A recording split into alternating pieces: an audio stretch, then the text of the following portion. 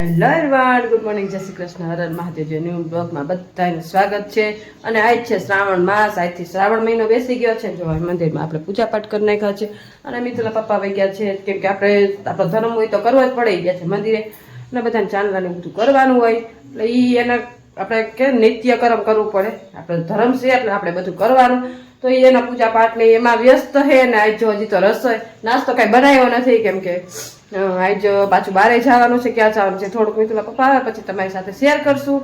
અને અત્યારે તો જો હવે બેસું રસોઈ નાસ્તો કરવા. હાચે રસોઈ કરવા નહીં, નાસ્તો કરવા બેસું. પેલા નાસ્તો મસ્ત બનાવી નાખું તો મિત્રના પપ્પા આવી જાય પછી નાસ્તો કરવા બેસી જાય. પછી તમને થોડું ઘણું રિવ્યુ મિત્રના પપ્પા સાથે થોડું ઘણું શેર કરીશ તમારી સાથે, કેમ કે એ ગયા છે. હવે એ મોડા આવે, કેટલા વાગ્યા આવે કંઈ ખબર નહીં. અત્યારે જો કેટલા વાગ્યા છે, જો 8:30 વાગ્યા છે. પણ હવે ઝટઝટ મસ્ત મિત્ર પપ્પા કે માટું બાજરાના રોટલા કરશે, કે તાર ભાખરી નથી કે કાંઈ વાંધો નહીં હાલો. તો હવે બાજરાના રોટલા કરી નાખો અને મસ્ત ચા કરી નાખો. ને ચા અને બાજરાના રોટલાનો નાસ્તો કરવાની મજા આવે. તો સારું ફટાફટી છે ને બાયણે કાઢી લઉં બધું, અને મસ્ત છે ને બાજરાના રોટલાને ચા બનાવી નાખું.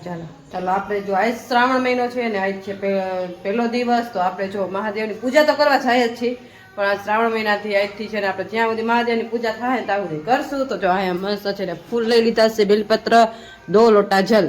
આપણે સપ્તાહ સાંભળીમાં એમ કે આખો શ્રાવણ મહિના 2 લોટા જળ ચડાવીને તો બહુ ફળ મળે. તો આપણે જો તો આપણે તો મિત્ર પપ્પા તો પહેલેથી જ 2 લોટા જળ ચડાવે છે, પણ શ્રાવણ મહિનામાં 2 લોટા જળ ચડાવીને તો આમ વધારે મહાદેવ પસંદ થાય એમ કે સપ્તાહ બતાવે એટલે આવે. એટલે આપણે 2 લોટા જળ લેવું. આખો શ્રાવણ મહિનો 2 લોટા જળ ચડાવવાના હોય. તો આપણે મસ્ત 2 લોટા જળ લઈ લીધું છે અને જઈશું હવે મહાદેવે પૂજા કરી આવી. ચાલો થોડું ઘણું તમને મહાદેવના દર્શન કરાવીશ અને રામચંદ્ર ભગવાનના દર્શન કરાવીશ. તો ચાલો તમને મંદિરે લઈ બધી તમને દર્શન કરાવું.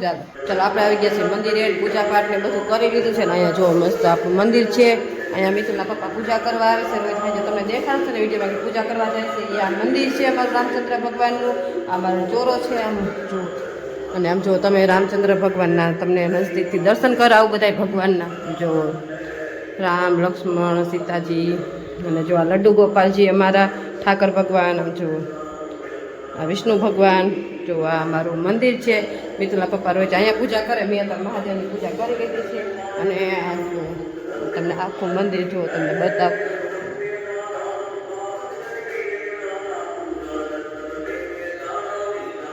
વાલકર છે ગણપતિ બાપા, દર્શન કરી લો ગણપતિ બાપાના. તો અહીંયા ગણપતિ બાપા છે અને સામે બેઠા છે હનુમાન દાદા. તો હનુમાન દાદાને તમે દર્શન કરી લો. તો હનુમાન દાદા છે.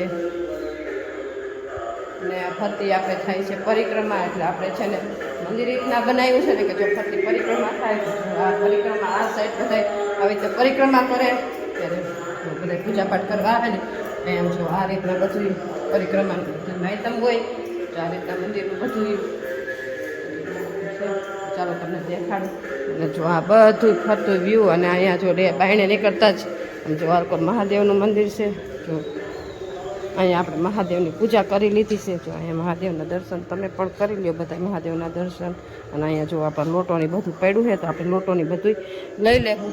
ચાલો અહીંયા છે ને આપણે આવવાનું છે પોતા કરવા. તો પેલા તો પૂજા કરી લીધી ને થોડી સાફ સફાઈ કરી નાખી.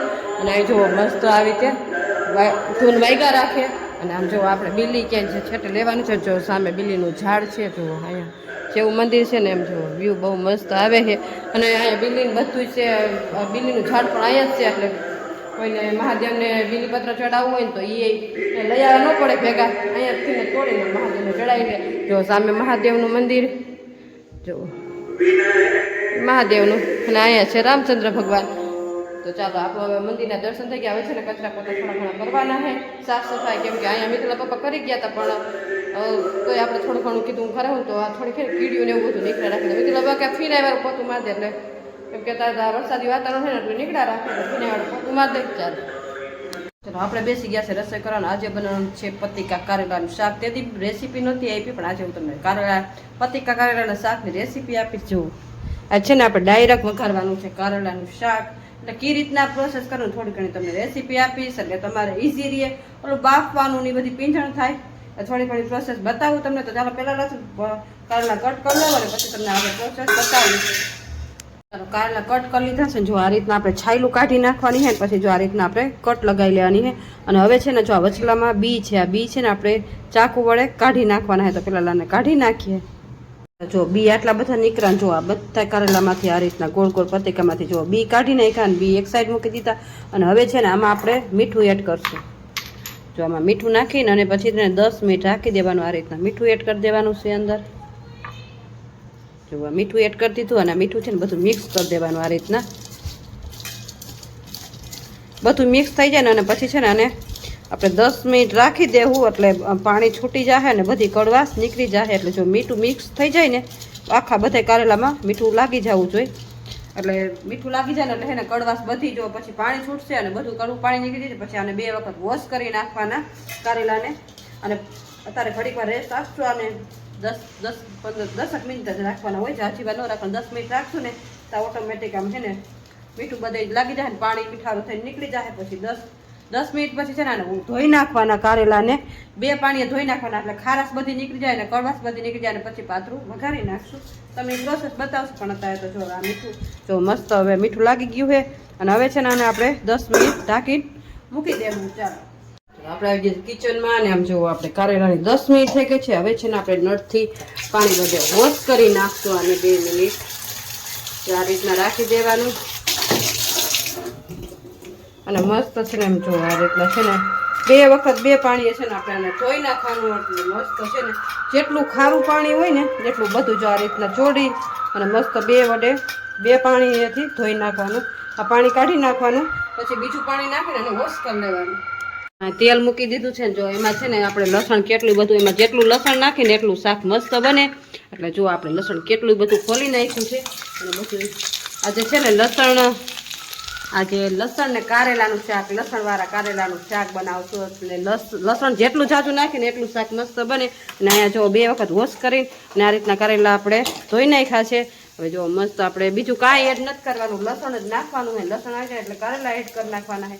અને તમને રેસીપી બતાવું કેટલું મસ્ત શાક બને.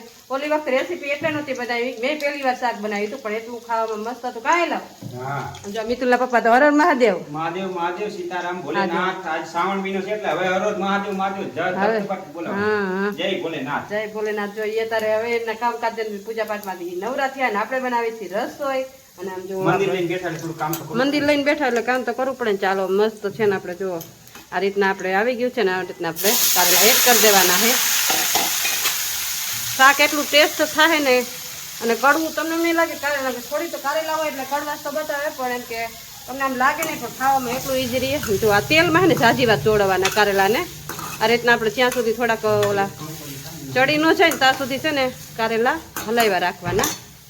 ચાલો જો આપણે 2-3 મિનિટ રાખ્યા ને જો આવી રીતે લીલો કલરમાંથી થોડોક બ્રાઉન જેવો કલર થાય ને ત્યાં સુધી આપણે કારેલા ચોળવા છે. જો આવી રીતના કલર ચેન્જ થઈ જાય ને થોડો ત્યાં સુધી બધું હલાવતું રહેવાનું. એટલે અડધા તો એમાં જ ચડી જાય. હવે બધા મરી મસાલા એડ કરશું આપણે. ચાલો પહેલાં છે ને લાલ મરચું પાવડર, હળદર, ધાણા જીરું પાવડર બધું મિક્સ કરી નાખવાનું છે આમાં. અને હા ચાલો અને આપણે છે ને ખાંડેલું મરચું એટલે કે ચટણી નાખી છે. લસણવાળી ચટણી કહેવાય. એ બધું આપણે છે ને મિક્સ કરી દેવું.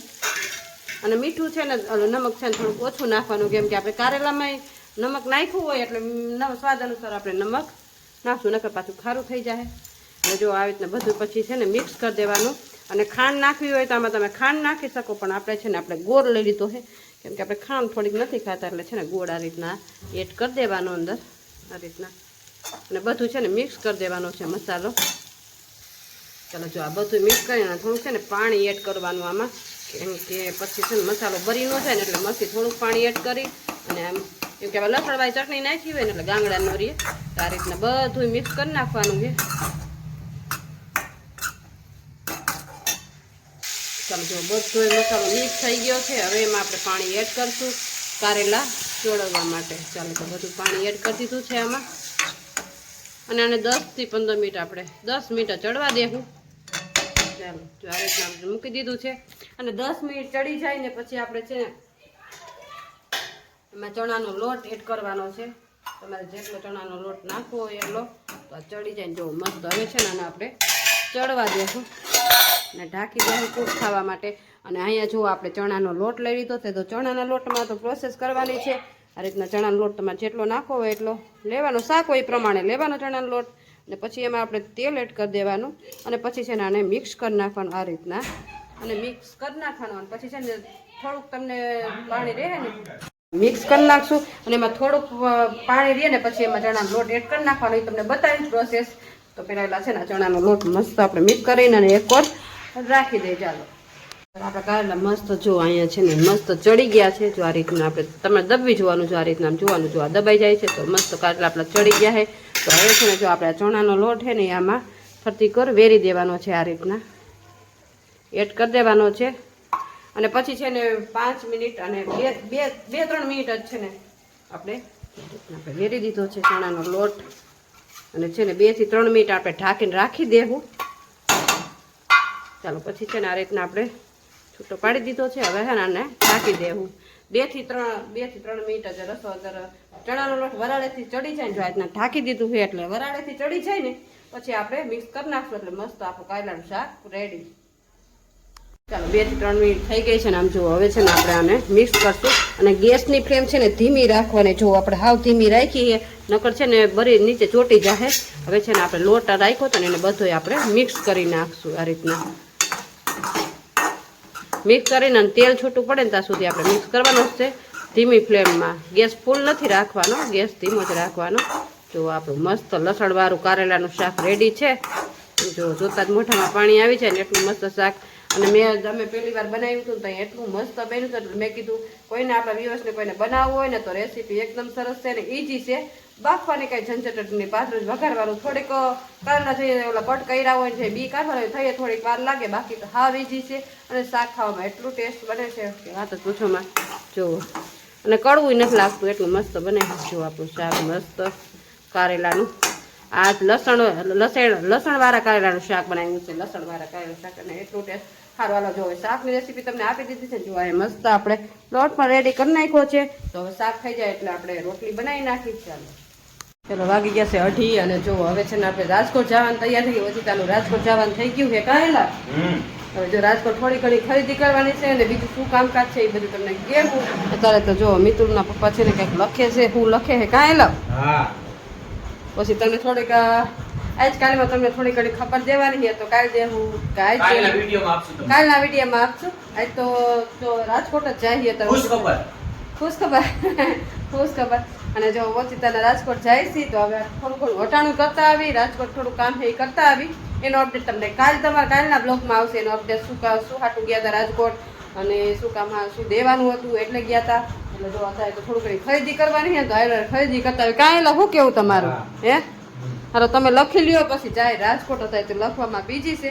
અને આપણે બધી વસ્તુ જો થોડું ઘણું વટાણું કરવાનું છે. ઘરનું કરિયાણું ના તેલ લેવાનું હોય એટલે હવે એ લખી લે ને એટલે જાય ફટાફટી. ચાલો વાગી ગયા છે 7 વાગવા આવ્યા છે ને અત્યારે ઠેઠ ઘરે આવ્યા છે.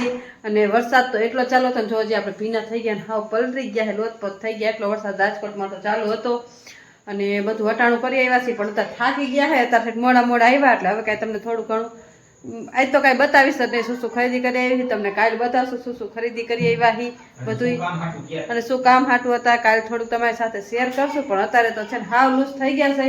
અને હવે છે બ્લોગનો એન્ડ અહીંયા જ કરશું કેમ કે વરસાદ તો એટલો રાજકોટ અહીં તો કાંઈ નથી. કાંઈ લવ અહીં તો કાંઈ વરસાદ નથી. એટલો રાજકોટ વરસાદ ચાલુ હતો. ઠેલા વેલા બધું પલળી ગયું અને લોથપોથ થઈને આવ્યા. જો મારે કપડાં ચેન્જ કરવા જોઈએ ના મિતુલા પપ્પા તો ચેન્જ કરી લીધા છે અને મારે જ ચેન્જ કરવાનું બાકી. અને હવે એ મંદિરે જાહે અને હું બે જ રસોઈ કરવા. તો હારું હાલો તો તમને આજનો મારો બ્લોગ કેવો લાગ્યો લાઈક શેર સબસ્ક્રાઈબ કરજો. મળશું નેક્સ્ટ બ્લોગમાં. ત્યાં સુધી હર મહાદેવ.